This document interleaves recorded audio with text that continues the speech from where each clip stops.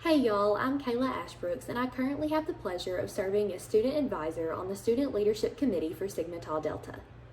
In a few moments, you'll hear from several of our wonderful student leaders who are discussing the 2022 Common Reader Dear Martin by Nic Stone through the exploration of a series of questions. This week's question is, what questions would you ask the author, Nic Stone? We look forward to you joining our conversation by sharing your thoughts in the comments.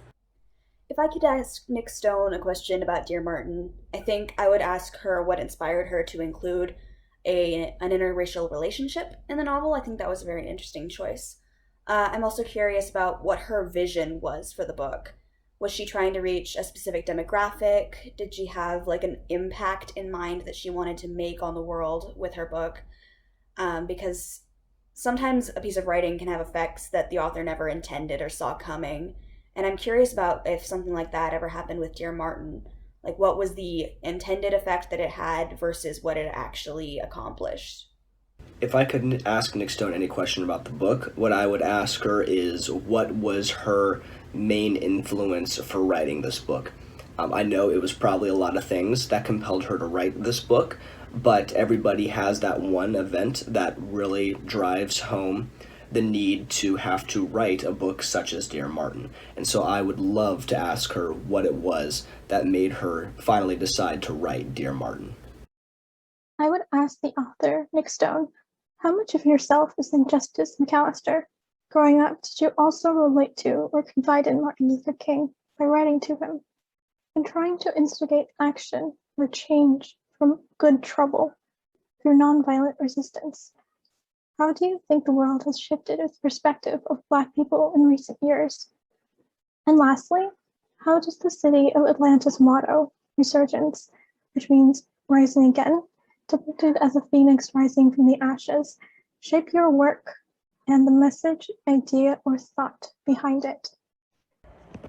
Some of the questions that I would like to ask Nic Stone include, did any real-life people influence the character Jared? He's just one example of the larger role that racism plays in the story, but he claims to be trying to improve himself by the end, which reflects the response of many celebrities and influencers when they're called out on their racist pasts. 2. Besides Martin Luther King, were there any other civil rights activists that you felt inspired or motivated you in the process of writing Dear Martin? And 3, when you think of the future for Justice, once he graduates from Yale and moves on to the world as an adult, what do you see and how do you think that the events of Dear Martin will change him as he grows? My main question for Nic Stone revolves around the writing process of Dear Martin. Because the novel is written in a lot of different perspectives, points of view from different media, there's a lot of ways it could have been written. So my question for Nic Stone is, how did you decide which parts of the novel to write and which perspectives, and how do you think it affects the story as a whole?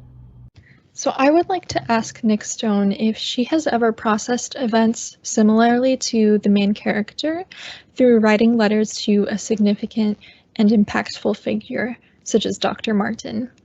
So this mode of journaling to me is very fresh and unique because usually journaling is directed to oneself, whereas this character, Justice, processes his life by addressing his journal entries to another person.